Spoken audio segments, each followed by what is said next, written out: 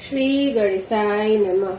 यज्ञशाला में शिवा का भाग न देकर सती के रोषपूर्ण वचन दक्ष द्वारा शिव की निंदा सुन दक्ष तथा देवताओं को धिक्कार फटकार कर सती द्वारा अपने प्राण त्याग का निश्चय। ब्रह्मा जी कहते हैं, नारद, दक्ष कन्या सती उस स्थान पर गई जहाँ वह महान प्रकाश से युक्त यज्ञ हो रहा था। वहाँ देवता, असुर और मुनिंद्र आदि के द्वारा कौतूहल पूर्ण कार्य हो रहे थे। सती ने वहां अपने पिता के भवन को नाना प्रकार की आश्चर्यजनक वस्तुओं से संपन्न, उत्तम प्रभा से परिपूर्ण, मनोहर तथा देवताओं और ऋषियों के समुदाय से भरा हुआ देखा। सती भवन के द्वार पर जाकर खड़ी हुई और अपने वाहन नंदी से उतरकर अकेली ही शीघ्रता पूर्वक यज्ञशाला के भीतर चली गई। सती को आई देख उनकी यशस्विनी माता अकिस्मनी वाणिनी ने और वाहिनों ने उनका यथोचित आदर सत्कार किया, परंतु दक्ष ने उन्हें देखकर भी कुछ आदर नहीं किया तथा उन्हीं के भय से शिव की माया से मोहित हुए दूसरे लोग भी उनके प्रति आदर का भाव न दिखा सके। उन्हें सब लोगों के द्वारा तिरस्कार प्राप्त होने से सती देवी को बड़ा विस्मय हुआ, तो भी उन्होंने अपने माता पिता के चरणों से में मस्तक झुकाया। उस यज्ञ में सती ने विष्णु आदि देवताओं के भाग देखे, परंतु शंभु का भाग उन्हें कहीं नहीं दिखाई दिया। तब सती ने दुस्सह क्रोध प्रकट किया। वे अपमानित होने पर भी रोष से भरकर सब लोगों की ओर क्रूर दृष्टि से देखती और दक्ष को जलाती हुई इसी बोली।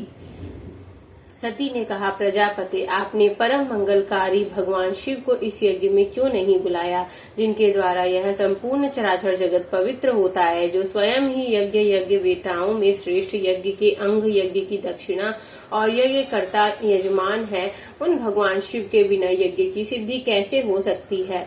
अहो, जिनके स्मरण करने मात्र से सब कुछ पवित्र हो जाता है, उन्हीं के बिना किया हुआ यह सारा यज्ञ अपवित्र हो जाएगा। द्रव्य, मंत्र आदि, हव्य और कव्य, ये सब जिनके स्वरूप है, उन्हीं भगवान शिव के बिना इस यज्ञ का आरंभ कैसे किया गया? क्या आपने भगवान शिव को सामान्य देवता समझकर उनका अनादर किया है? आज आपकी बुद्धि भ्रष्ट हो गई है, इसलिए आप पिता होकर भी मुझे अधम जंच रहे हैं। अरे, ये विष्णु और ब्रह्मा आदि देवता तथा मुनि अपने प्रभु भगवान शिव के आर्य बिना इस यज्ञ में कैसे चले आए? ऐसा कहने के बाद शिव स्वरूपा परमेश्वरी सती ने भगवान विष्णु, ब्रह्मा, इंद्र आदि सभी देवताओं को तथा समस्त ऋषियों को बड़े कड़े शब्दों से फटकारा। ब्रह्मा जी कहते हैं, नारद, इस प्रकार क्रोध से भरी हुई जगदम्बा सती ने वहां व्यथित हृदय से अनेक प्रकार की बातें कही। श्री विष्णु आदि समस्त देवता और मुनि जो वहां उपस्थित थे, सती की बात सुनकर चुप रहे। अपनी पुत्री के ऐसे वचन सुनकर कुपित हुए दक्ष ने सती की ओर क्रूर दृष्टि से देखा और इस प्रकार कहा, दक्ष भोले भद्रे, तुम्हारे बहुत कहने से क्या लाभ? इस समय यहाँ तुम्हारा कोई काम नहीं है, तुम जाओ या ठहरो, यह तुम्हारी इच्छा पर निर्भर है। तुम यहाँ आई ही क्यों? समस्त विद्वान जानते हैं कि तुम्हारे पति शिव अमंगल रूप है, वे कुलीन भी नहीं है, वे वेद में बहिष्कृत हैं और भूतों, प्रेतों तथा पिशाचों के स्वामी हैं। वे बहुत ही कुवेश धारण किए रहते हैं, इसलिए रुद्र को इस यज्ञ के लिए नहीं बुलाया गया है। बेटी, मैं रुद्र को अच्छी तरह जानता हूँ, अतः जानबूझकर ही मैंने देवर्षियों की सभा में उनको आमंत्रित नहीं किया है। रुद्र को शास्त्र के अर्थ का ज्ञान नहीं है, वे उद्दंड और दुरात्मा है। मूढ़ पापी ने ब्रह्मा जी के कहने से उनके साथ तुम्हारा विवाह करवा कर दिया था, अतः सुचित स्मते, तुम क्रोध छोड़कर स्वतः शांत हो जाओ। इस यज्ञ में तुम आ ही गई हो तो स्वयं अपना भाग या दहेज ग्रहण करो।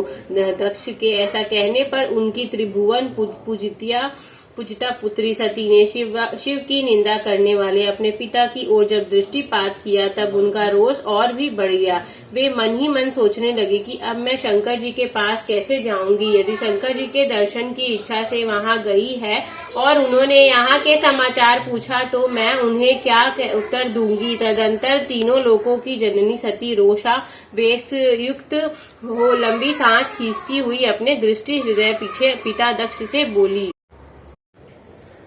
सती ने कहा, जो महादेवी जी की निंदा करता है अथवा जो उनकी होती हुई निंदा को सुनता है, वे दोनों तब तक नरक में पड़े रहते हैं जब तक चंद्रमा और सूर्य विद्यमान है। अतः तात, मैं अपने इस शरीर को त्याग दूंगी, जल्दी आग में प्रवेश कर जाऊंगी। अपने स्वामी का अनादर सुनकर अब मुझे अपने इस जीवन की रक्षा से क्या प्रयोजन? यदि कोई समर्थ हो तो वह स्वयं विशेष यत्न करके शंभु की निंदा करने वाले पुरुष की भी जीभ को बलपूर्वक काट डाले, तभी वह शिवनंदा स्वर्ण के पाप से शुद्ध हो सकेगा। इसमें संशय नहीं है। यदि कुछ कर सकने में असमर्थ हो तो बुद्धिमान पुरुष को चाहिए कि वह दोनों कान बंद करके वहां से निकल जाए। इससे वह शुद्ध रहता है, दोष का भागी नहीं होता, ऐसा श्रेष्ठ विद्वान कहते हैं। इस प्रकार धर्म नीति बताने पर सती को अपने आप के कारण बड़ा पश्चाताप हुआ। उन्होंने व्यथित चित्त से भगवान शंकर के वचन का स्मरण किया। फिर सती अत्यंत कुपित हो दक्ष से, उन विष्णु आदि समस्त देवताओं से तथा मुनियों से भी निडर होकर बोली। सती ने कहा, तात, तुम भगवान शंकर के निंदक हो, इसके लिए तुम्हें पश्चाताप होगा। यहाँ महान दुख भोग कर अंत में तुम्हें यातना भोगनी पड़ेगी। इस लोक में जिनके लिए न कोई प्रिय है और न अप्रिय है, उन निर्भय परमात्मा शिव के प्रतिकूल तुम्हारे सिवा दूसरा कौन चल सकता है? जो दुष्ट लोग हैं वे सदा ईर्ष्या पूर्वक यदि महापुरुषों की निंदा करे तो उनके लिए यह कोई आश्चर्य की बात नहीं है, परंतु जो महात्माओं के चरणों की रज से अपने अज्ञान धंधकार को दूर कर चुके हैं, उन्हें महापुरुषों की निंदा शोभा नहीं देती। जिनका शिव यह 2 अक्षरों का नाम कभी बातचीत के प्रसंग से मनुष्यों की वाणी द्वारा एक बार भी उच्चारित हो जाए तो वह संपूर्ण पाप राशि को शीघ्र ही नष्ट कर देता है। उन्हीं पवित्र कीर्ति वाले निर्मल शिव से तुम द्वेष करते हो, आश्चर्य है।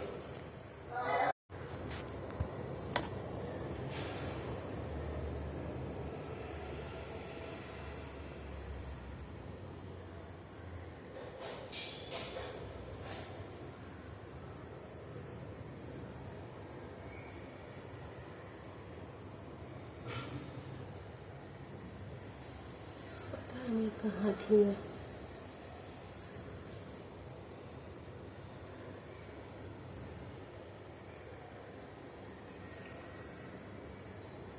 तात, तुम भगवान शंकर के निंदक हो, इसके लिए तुम्हें पश्चाताप होगा। यहाँ महान दुख भोग कर अंत में तुम्हें यातना भोगनी पड़ेगी। इस लोक में जिनके लिए न कोई प्रिय है न अप्रिय, उन निर्भय परमात्मा शिव के प्रतिकूल तुम्हारे सिवा दूसरा कौन चल सकता है? जो दुष्ट लोग हैं वे सदा ईर्ष्या पूर्वक यदि महापुरुषों की निंदा करे तो उनके लिए यह कोई आश्चर्य की बात नहीं, परंतु जो महात्माओं के चरणों की रज से अपनी ज्ञान धारा को दूर कर चुके हैं, उन महापुरुषों की निंदा शोभा नहीं देती। जिनका शिव यह 2 अक्षरों का नाम कभी बातचीत के प्रसंग से मनुष्यों की वाणी द्वारा एक बार भी उच्चारित हो जाए तो वह संपूर्ण पाप राशि को शीघ्र ही नष्ट कर देता है। उन्हीं पवित्र कीर्ति वाले निर्मल शिव से तुम द्वेष करते हो, आश्चर्य है। वास्तव में तुम अशिव मंगल रूप हो, महापुरुषों के मन रूपी मधुकर ब्रह्मानंदमय रस का पान करने की इच्छा से जिनके स्वार्थदायक चरण कमलों का निरंतर सेवन किया करते हैं, उन्हीं से तुम मूर्खतावश द्रोह करते हो। जिन्हें तुम नाम से शिव और काम से अशिव बताते हो, उन्हें क्या तुम्हारे सिवा दूसरा विद्वान नहीं जानते? ब्रह्मा आदि देवता, सनक आदि मुनि तथा अन्य ज्ञानी क्या उनके स्वरूप को नहीं समझते? उदार बुद्धि भगवान शिव जटा फैलाए कपाल धारण किए शमशान से भूतों के साथ प्रसन्नता पूर्वक रहते हैं तथा भस्म एवं नरमुंडों की माला धारण करते हैं। इस बात को जानकर भी जो मुनि और देवता उनके चरणों से गिरे हुए निर्मलय को बड़े आदर के साथ अपने मस्तक पर चढ़ाते हैं, इसका क्या कारण है? यही कि वे भगवान शिव ही साक्षात परमेश्वर हैं। पर प्रवृत्ति यज्ञ यागदि और निर्वृत्ति सम दम आदि 2 प्रकार के कर्म बताए गए हैं। मनीषी पुरुषों को उनका विचार करना चाहिए। वेद में विवेचन पूर्व उनके रागी और विरागी 2 प्रकार के अलग अलग अधिकारी बताते गए हैं। परस्पर विरोधी होने के कारण उन दोनों प्रकार के कर्मों का एक साथ एक ही कर्ता के द्वारा आचरण नहीं किया जा सकता। भगवान शंकर 2 परम ब्रह्म परमात्मा हैं, उनमें इन दोनों ही प्रकार के कर्मों का प्रवेश नहीं है। उन्हें कोई कर्म प्राप्त नहीं होता। उन्हें किसी भी प्रकार के कर्म करने की आवश्यकता नहीं है। पिताजी, हमारा ऐश्वर्य अव्यक्त है, उसका कोई लक्षण व्यक्त नहीं। सदा आत्मज्ञानी महापुरुष ही उनका सेवन करते हैं। तुम्हारे पास वह ऐश्वर्य नहीं है। यज्ञशालाओं में रहकर वहां के अन्न से तृप्त होने वाले कर्मठ लोगों को जो भोग प्राप्त होता है, उससे वह ऐश्वर्य बहुत दूर है। जो महापुरुषों की निंदा करने वाला और दुष्ट है, उसके जन्म को धिक्कार है। विद्वान पुरुष को चाहिए कि उसके संबंध को विशेष रूप से प्रयत्न करके त्याग दे। जिस समय भगवान शिव तुम्हारे साथ मेरा संबंध दिखलाते हुए मुझे दाक्षायणी कहकर पुकारेंगे, उस समय मेरा मन सहसा अत्यंत दुखी हो जाएगा। इसलिए तुम्हारे अंग से उत्पन्न हुए सदाशिव के तुल्य घृणित इस शरीर को इस समय मैं निश्चय ही त्याग दूंगी। ऐसा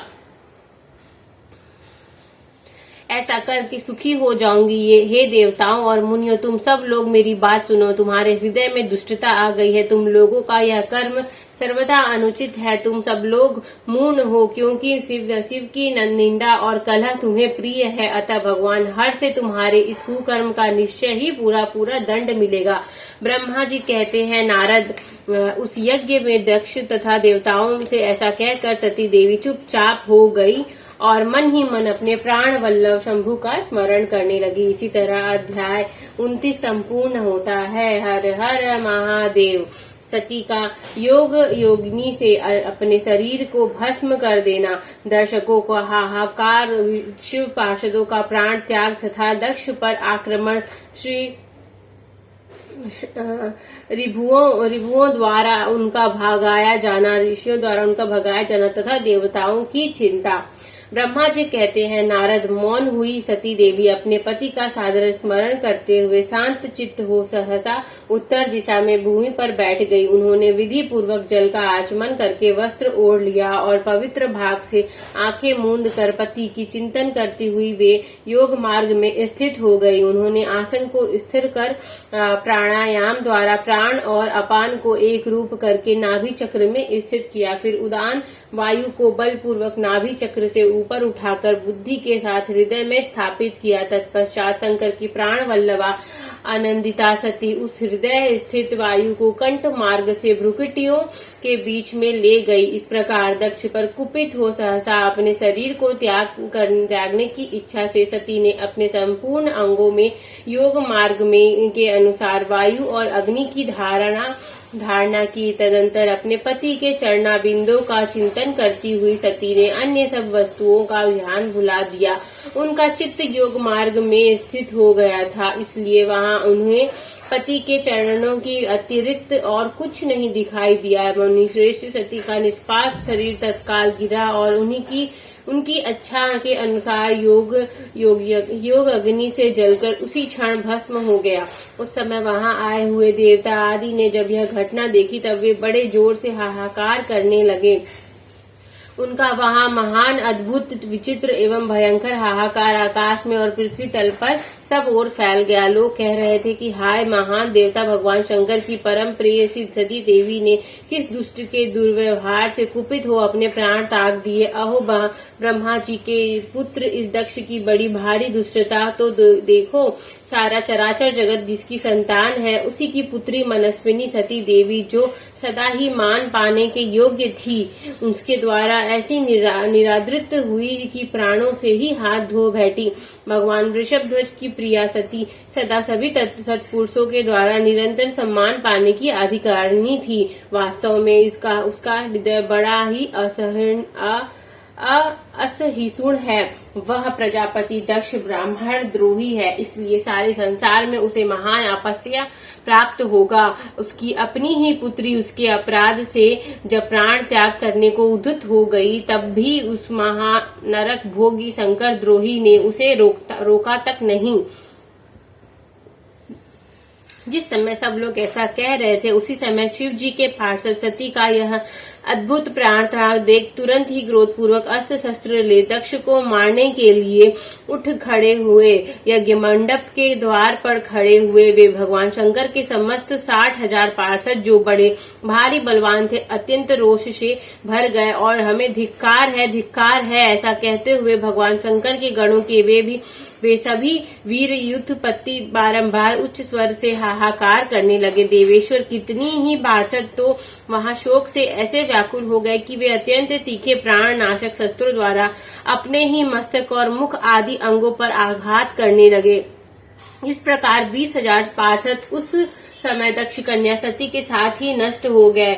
वह एक अद्भुत सी बात थी। नष्ट होने से बचे हुए महात्मा शंकर के वे प्रथम गण क्रोध युक्त दक्ष को मारने के लिए हथियार लिए उठ खड़े हुए। मुने उन आक्रमणकारी पार्षदों का वेग देखकर भगवान भृगु ने यज्ञ में विघ्न डालने वाले का नाश करने के लिए नियत अपहता असुरा रक्षांसी वेदी सदम इस यजुर मंत्र से दक्षिणाग्नि में आहुति दी। भृगु के आहुति देते ही यज्ञ कुंड में ऋभु नामक सहस्त्रों महान देवता जो बड़े प्रबल वीर थे उनका वहां प्रकट हो गए। मुनीश्वर उन सबके हाथ में जलती हुई लकड़ियां थी। उनके साथ प्रथम गणों का अत्यंत विकट युद्ध हुआ जो सुनने वाले के भी रोंगटे खड़े कर देने वाला था। उन ब्रह्म तेज से संपन्न महावीर ऋभुओं की सब ओर से ऐसी मार पड़ी जिससे प्रथम गण बिना अधिक प्रयास के ही भाग खड़े हुए। इस प्रकार उन देवताओं ने उन शिव गणों को तुरंत मार भगाया। यह अद्भुत सी घटना भगवान शिव की महाशक्ति मति इच्छा से हुई। वह सब देखकर ऋषि इंद्रादि देवता मरुद गण विशेष देव अश्विनी कुमार और लोकपाल चुप ही रहे। कोई सब ओर से आकर वहां भगवान विष्णु से प्रार्थना करते थे कि किसी तरह विघ्न टल जाए। वे उद्गीन हो बारंबार विघ्न निवारण के लिए आपस में सलाह करने लगे। प्रथम गणों के नाश होने और भगाए जाने से वे जो भावी परिणाम होने वाला था उसका भली भांति विचार करके उत्तम बुद्धि वाले श्री विष्णु आदि देवता अत्यंत उद्गीन हो उठे थे।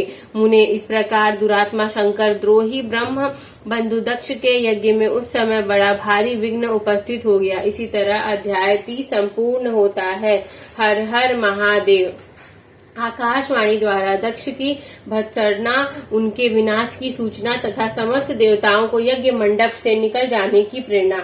ब्रह्मा जी कहते हैं, मुनीश्वर इसी बीच में वहां दक्ष तथा देवता आदि के सुनते हुए आकाशवाणी ने यह यथार्थ बात कही। रे दुराचारी दक्ष, ओ दंभाचार परायण महामूढ़, यह तूने कैसा अनर्थ कर डाला। ओ मूर्ख, शिव भक्त राज दधीची के कथन को भी तूने प्रामाणिक नहीं माना जो तेरे लिए सब प्रकार से आनंददायक और मंगलकारी था।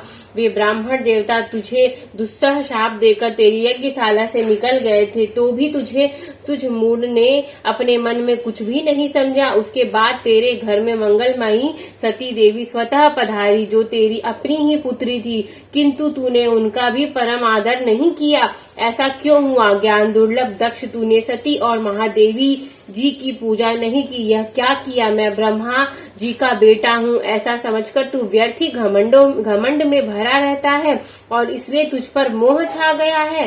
वे सती देवी ही सत्पुरुषों की आराध्य देवी है अथवा सदा आराधना करने के योग्य है। वे समस्त पुण्यों का फल देने वाली तीनों लोकों की माता कल्याण स्वरूपा और भगवान शंकर के आधे अंग में निवास करने वाली है। वे सती देवी ही पूजती होने पर सदा संपूर्ण सौभाग्य प्रदान करने वाली है। वे ही महेश्वर की शक्ति हैं और अपने भक्तों को सब प्रकार के मंगल देती हैं। वे सती देवी ही पूजती होने पर सदा संसार का भय दूर करती हैं, मनोवांछित फल देती हैं तथा वे ही समस्त उपद्रवों को नष्ट करने वाली देवी हैं। वे सती ही सदा पूजित होने पर कीर्ति और संपत्ति प्रदान करती हैं। वे ही पराशक्ति तथा भोग और मोक्ष प्रदान करने वाली परमेश्वरी हैं। वे सती ही जगत को जन्म देने वाली माता, जगत की रक्षा करने वाली अनादि शक्ति और प्रलय काल में जगत का संहार करने वाली है। वे जगत माता सती ही धभगवान विष्णु की माता रूप से सुशोभित होने वाली तथा ब्रह्मा, इंद्र, चंद्र, अग्नि और सूर्य देव आदि की जननी मानी गई है। वे सती ही तप, धर्म और दान आदि का फल देने वाली है। वे ही शंभु शक्ति महादेवी हैं तथा दुष्टों का हनन करने वाली परात्पर शक्ति हैं।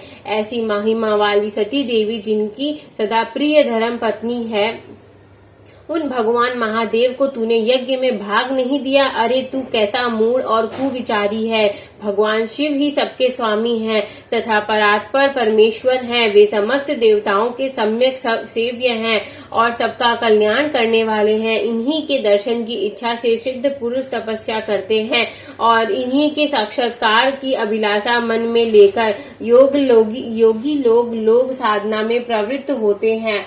अंततः धन धान्य और यज्ञ याग आदि का सबने महान फल यही बताया है कि भगवान शंकर का दर्शन सुलभ हो। शिव ही जगत का धारण पोषण करने वाले हैं। वे ही समस्त विद्वाओं के पति एवं सब कुछ करने में समर्थ हैं। आदि विधा के श्रेष्ठ स्वामी और समस्त मंगलों के भी मंगल वे ही हैं। दुष्ट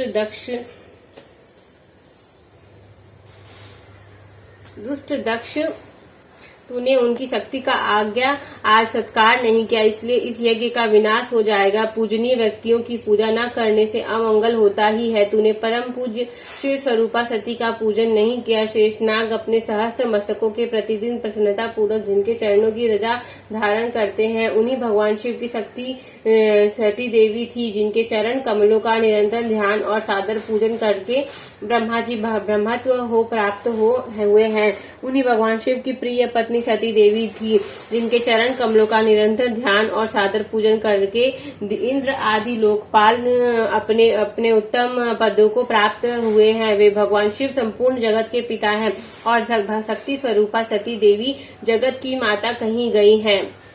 मूढ़ दक्ष, तूने उन माता पिता का सत्कार नहीं किया, फिर तेरा कल्याण कैसे होगा। तुझ पर दुर्भाग्य का आक्रमण हो गया और विपत्तियां टूट पड़ी, क्योंकि तूने उन भगवान सती और भगवान शंकर की भक्ति भाव से आराधना नहीं की।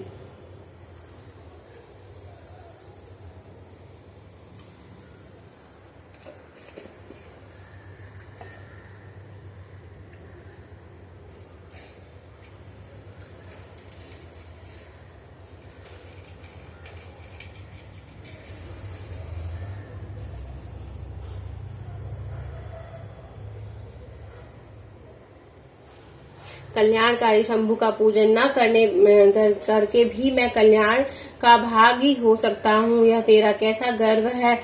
वह दुर्वार गर्व आज नष्ट हो जाएगा। इन देवताओं में से कौन ऐसा है जो सर्वेश्वर शिव से विमुख होकर तेरी सहायता करेगा।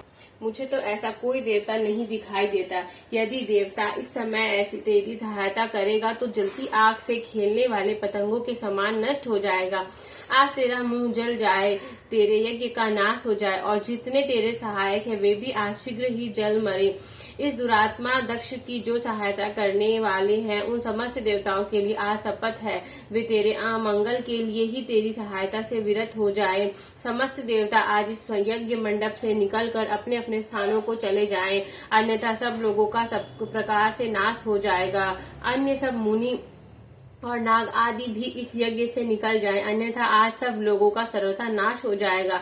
श्री हरि और विधाता, आप लोग भी इस यज्ञ मंडप से शीघ्र ही निकल जाइए। ब्रह्मा जी कहते हैं, नारद, संपूर्ण यज्ञशाला में बैठे हुए लोगों से ऐसा कहकर सबका कल्याण करने वाली वह आकाशवाणी मौन हो गई। इस तरह अध्याय 31 संपूर्ण होता है। हर हर महादेव। ओम जय शिव ओमकारा, प्रभु हर शिव ओंकारा, ब्रह्मा विष्णु सदा शिव अर्धांगी धारा। ओम जय शिव ओंकारा, एकानन चतुरानन पंचानन राजे, हंसासन गरुणासन वृषवाहन साजे। ओम जय शिव ओंकारा, दो भुज चार चतुर्भुज दस भुज अति सोहे, त्रिगुण रूप रखता त्रिभुवन जन मोहे। ओम जय शिव ओंकारा। अक्षमाला बनमाला रुंडमाला धारी।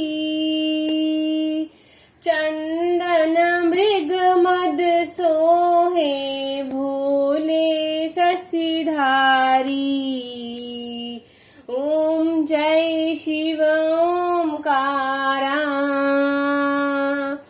श्वेतांबर पीतांबर बागंबर अंगे। सनकादिक गरुणादिक भूतादिक संगे। ओम जय शिव ओंकारा। कर के मध्य कमंडलु चक्र त्रिशूल धरता। जग करता जग भरता जग संहार करता। ओम जय शिव ओंकारा। ब्रह्मा विष्णु सदा शिव जानत अविवेका। प्रणवाक्षर मध्य ये तीनों एका। ओम जय शिव ओंकारा। काशी में विश्वनाथ विराजत नंदी ब्रह्मचारी। नित उठी भोग लगावत महिमा अति भारी। ओम जय शिव ओंकारा। त्रिगुण शिव जी की आरती जो कोई नर गावे। कहत शिवानंद स्वामी मन वांछित फल पावे। ओम जय शिव ओंकारा। कर्पूर गौरम करुणावतारम संसार सारम भुजगेन्द्रहारम। सदा वसंतम हृदयारविन्दे भवं भवानी सहितं नमामि। त्वमेव माता च पिता त्वमेव बन्धु च सखा त्वमेव विद्या द्रविणं त्वमेव सर्वं मम देव देवा। बोलो हर हर महादेव की जय। काशी विश्वनाथ की जय।